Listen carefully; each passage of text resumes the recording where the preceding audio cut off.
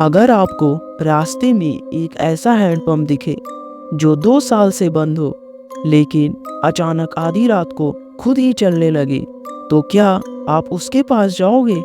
क्योंकि शुभम गया था और उसने जो देखा उसके बाद वो पहले जैसा कभी नहीं रहा, क्योंकि उस हैंडपंप से पानी नहीं कुछ और ही निकल रहा था। आज की कहानी शायद आपको वीडियो अंत तक देखने के लिए मजबूर कर देगी। खेत में पानी लगाते लगाते रात के करीब 1 बज चुके थे। शुभम थका हुआ अकेला कच्ची सड़क से अपने घर लौट रहा था। चारों तरफ सन्नाटा, सिर्फ झींगरों की आवाज़। सड़क के किनारे एक पुराना पेड़ और उसके नीचे लगभग 50 साल पुराना जंग लगा हुआ हैंडपंप। वो हैंडपंप जो पिछले 2 सालों से बिल्कुल बंद पड़ा था।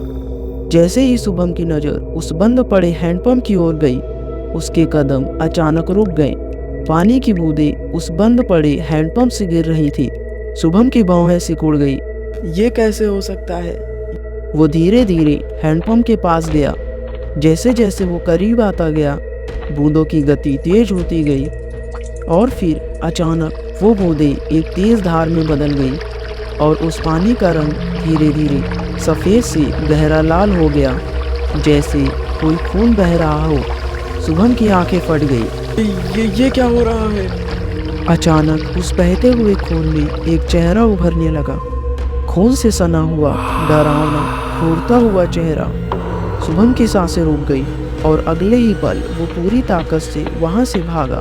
घर पहुंचा, दरवाजे को जोर जोर से खटखटाने लगा। माँ दरवाजा खोलो माँ! उसकी माँ घबराकर बाहर आई। क्या हुआ शुभम? खेत में पानी डाल आया? शुभम पसीने से भीगा हुआ कांप रहा था। उसके मुंह से आवाज ही नहीं निकल रही थी।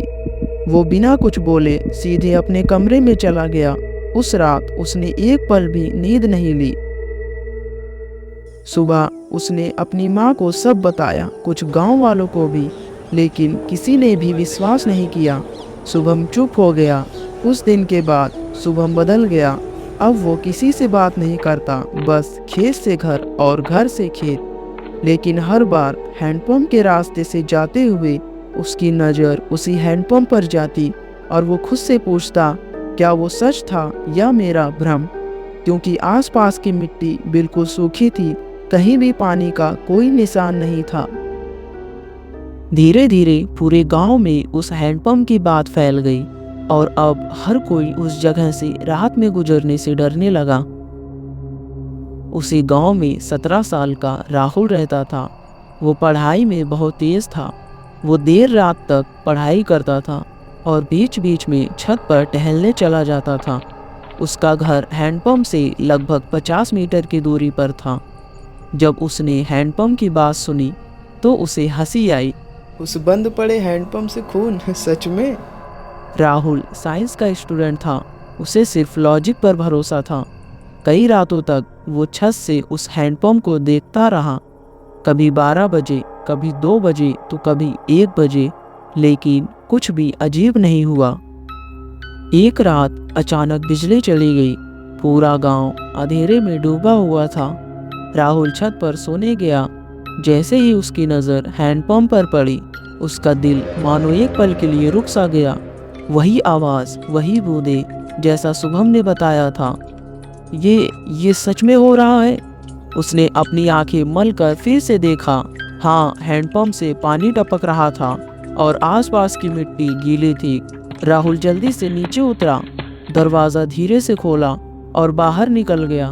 उसकी नज़र लगातार उसी हैंडपंप पर थी। वो धीरे धीरे आगे बढ़ रहा था। हर कदम के साथ उसकी जिज्ञासा बढ़ रही थी। जैसे ही वो थोड़ा और आगे बढ़ा, अचानक पीछे से आवाज आई, राहुल! उसका दिल तेज धड़कने लगा। वो झट से पलटा। सामने उसके पिता खड़े थे। इतनी रात को कहाँ जा रहा है? राहुल एक पल के लिए चुप रहा, फिर बोला, वो ऐसे ही बाहर। अंदर चल, रात बहुत हो गई है। राहुल ने एक बार फिर दूर खड़े उस हैंडपंप को देखा। बूंदें अब भी गिर रही थी। वो घर वापस लौट आया। अगले ही दिन राहुल गांव के बगीचे में अपने दोस्त विश्वास से मिला। पेड़ों के नीचे हल्की छाया।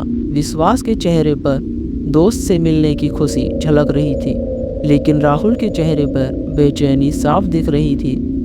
मुझे लगता है उस हैंडपंप पर कुछ तो गड़बड़ है। राहुल ने पूरी बात विश्वास को बताई। विश्वास पहले हंसा। अरे यार तू भी ना, ये तेरा भ्रम होगा। तू देर रात तक पढ़ता है, स्ट्रेस की वजह से तुझे ऐसा लग रहा होगा। लेकिन जब राहुल चुप रहा और उसकी आंखों में डर दिखा तो विश्वास गंभीर हो गया। ठीक है, आज रात चलते हैं, देखते हैं हैंडपंप का सच क्या है। उस रात गांव में गहरा सन्नाटा था। दोनों चुपके से घर से निकले, धीरे धीरे हैंडपंप की तरफ बढ़ रहे थे। जैसे जैसे वो पास जा रहे थे, हवा भारी होती जा रही थी। पानी की बूंदें अब और तेजी से टपक रही थी। राहुल ने धीरे से कहा, ये देख। दोनों कुछ कदम दूर रुक गए। दोनों के चेहरे पर घबराहट थी। दोनों ने हिम्मत करके कदम आगे बढ़ाया। जैसे ही वो पास पहुंचे, बूंदें तेज हो गई और अचानक पानी का रंग बदलने लगा। धीरे धीरे सफेद से लाल खून में बदल गया। विश्वास पीछे हट गया। राहुल, चल घर चलते हैं। लेकिन राहुल जड़ हो गया था। उसकी आंखें हैंडपंप पर टिकी थी। अचानक बहते खून में हलचल हुई, जैसे अंदर से कुछ निकल रहा हो। तभी हैंडपंप के मुंह से धीरे धीरे एक हाथ बाहर निकला। दोनों की सांस अटक गई। फिर एक चेहरा टूटा हुआ, खून से सना, आंखें फटी हुई, सीधा उनके तरफ देख रही थी। तभी एक हाथ आगे बढ़ा, खून से सना हुआ और राहुल की गर्दन को तेजी से जकड़ लिया। राहुल तुरंत वहीं गिर पड़ा। विश्वास का दिल तेज धड़कने लगा। वो चिल्लाया, कोई बचाओ, और तेजी से वहां से भागा। कुछ दूर भागने के बाद उसका पैर फिसला और वो गिर पड़ा। तभी फिर एक हाथ आगे बढ़ा और उसके पैर को पकड़ लिया और खींचता हुआ हैंडपंप की ओर ले जा रहा था। विश्वास चीखने ही वाला था, तभी उस खूनी हाथ ने उसे हमेशा के लिए खामोश कर दिया। सुबह हैंडपंप के पास भीड़ जमा थी। राहुल और विश्वास जमीन पर पड़े थे, पूरा शरीर खून से सना हुआ। उनकी माँ रो रो कर चिल्ला रही थी। पिता चुप खड़े थे, आंखों में आंसू, लेकिन आवाज नहीं। तभी भीड़ में से एक 76 साल का बूढ़ा आगे आया। सब मरेंगे, वो जाग गया है, किसी ने उसे जगा दिया है। भीड़ कुछ पल के लिए खामोश हो गई। 50 साल पहले की बात है। उस गांव में उसी जगह एक कुआं खोदा जा रहा था। दिन भर कई मजदूर काम करते थे, लेकिन उस दिन मौसम कुछ अलग था। आसमान में काले बादल छाए हुए थे। हवा तेज थी, जैसे कुछ अनहोनी होने वाली हो। धीरे धीरे सारे मजदूर काम छोड़कर ऊपर आ गए, लेकिन एक मजदूर अभी भी नीचे था। वो अकेला कुएं के अंदर मिट्टी काट रहा था। ऊपर खड़े लोगों ने आवाज लगाई, अरे ओ बाहर आ जा, मौसम खराब है। लेकिन उसने जवाब दिया, बस थोड़ा सा काम बाकी है। और तभी अचानक तेज हवा चली और अगले ही पल मूसलाधार बारिश शुरू हो गई। कुछ ही सेकंड में आसपास की मिट्टी ढीली पड़ने लगी। किनारों की मिट्टी फिसलकर सीधे कुएं के अंदर गिरने लगी। नीचे खड़ा मजदूर घबरा गया। उसकी आवाज कुएं के दीवारों से टकराकर गूंज रही थी।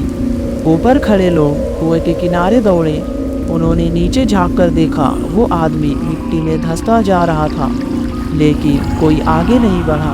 बारिश तेज होती जा रही थी, मिट्टी लगातार गिर रही थी और फिर सब कुछ शांत। बारिश रुक गई, लेकिन कुएं के अंदर अब कोई आवाज नहीं थी। बाद में लोगों ने उस कुएं से उसकी लाश निकाल ली। कुआं निर्माण के कुछ दिन बाद कुएं से आवाजें आने लगी। गांव में कई लोगों ने कहा, रात में उस कुएं के अंदर से आवाज आती है। एक रात एक औरत उसी कुएं में पानी भरने गई थी और उसे अंदर खींच लिया गया। तभी से कुएं को बंद कर दिया गया और बाद में उसी जगह ये हैंडपंप लगा दिया गया था। भीड़ में से एक आदमी बोला, गांव के पास नया कुआं खोदा जा रहा है। बूढ़ा धीरे से बोला, इसीलिए वो जाग गया है। गांव में चर्चा हुई, डर, घबराहट। फिर गांव का मुखिया बोला, पंडित जी के पास चलते हैं, वो कुछ ना कुछ हल जरूर निकालेंगे। सभी गांव वाले पंडित जी के पास गए। मुखिया ने सारी बात पंडित जी को बताई। पंडित जी ने कहा, हैंडपंप हटाना होगा। शनिवार की रात उस हैंडपंप की जगह बदल दो, तभी वो आत्मा इस हैंडपंप को छोड़कर जाएगा। शनिवार रात पूरा गांव इकट्ठा हुआ। डर के बीच सबने मिलकर हैंडपंप उखाड़ा और उसे गांव से दूर एक बगीचे में लगा दिया। अगले दिन सब कुछ सामान्य था, न खून न आवाज। गांव ने राहत की सांस ली, सब कुछ ठीक हो गया। लेकिन शुभम आज भी उस रास्ते से गुजरते वक्त हैंडपंप को देखता है और धीरे से खुद से पूछता है, क्या वो सच में चला गया या अब भी किसी का इंतजार कर रहा है।